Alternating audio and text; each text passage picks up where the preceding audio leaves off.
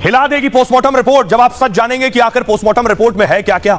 Doctors ने postmortem किया क्योंकि बॉडी तो बची नहीं थी। डॉक्टर्स ने अलग अलग टुकड़ों का पोस्टमार्टम किया, चाहे वो सर हो, धड़ हो, हाथ हो, पैर हो, उनका पोस्टमार्टम किया। पोस्टमार्टम रिपोर्ट में बड़े खुलासे हुए सौरभ की। रिपोर्ट के मुताबिक 2 हफ्ते पहले ही हत्या कर दी गई थी। पोस्टमार्टम रिपोर्ट के मुताबिक सौरभ की जो सांस नली है, सांस लेने वाली नली, वो काट दी गई थी। सौरभ के गले में खाने की जो पाइप है वो भी काट दी गई थी। उसके बाद देखिए सिर और शरीर को जोड़ने वाली जो नसें होती हैं गर्दन पर, यह भी पूरी तरह से कटी हुई थी। दोनों कान और जबड़ों पर गहरे घाव के निशान मिले। पोस्टमार्टम में सिर शरीर से पूरी तरह से अलग कर दिया गया था। माना यह जा रहा है कि पहला हमला सीने पर किया गया है और शरीर के अंदर दिल बुरी तरह से फट चुका था।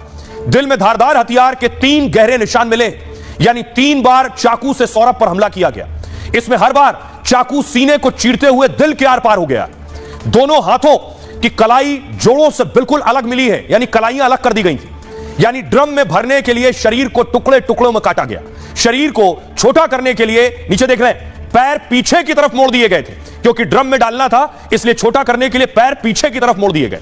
कठोर होने के बाद ये पोस्टमार्टम में भी सीधे नहीं हो सके पैर, ऐसा हो गया। यानी मोड़ दिए गए थे, सीमेंट डाल दी गई तो वैसे ही मुड़ गए। डॉक्टर जब पोस्टमार्टम के लिए लाए इस टेबल पर तो पैर सीधे नहीं हो रहे थे। दावा है डॉक्टरों को पेट से हत्या में हथियार भी मिल गया, यानी हथियार पेट के अंदर ही था। सौरभ के पोस्टमार्टम में करीब 1.5 घंटे का वक्त लगा डॉक्टर्स को, और शव की ऐसी स्थिति देखकर डॉक्टरों की टीम हैरान थी कि आखिर ये क्या हुआ, किस तरह का ये शव है। आइए अब आपको सुनवाता हूं, सुनिए जरा क्या कुछ कह रहे हैं सीएमओ, क्या कुछ कह रहे हैं मेरठ के।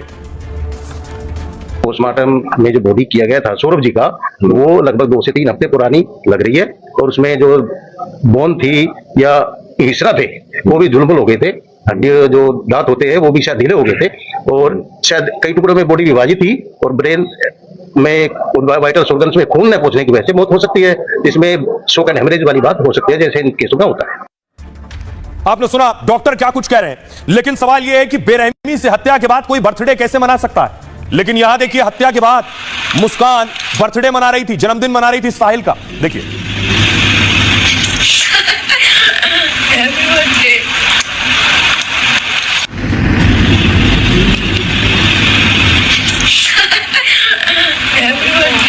साहिल को मुस्कान केक खिला रही है इस तस्वीर में। उसके बाद डांस भी किया, ये देखिए दोनों डांस भी कर रहे हैं।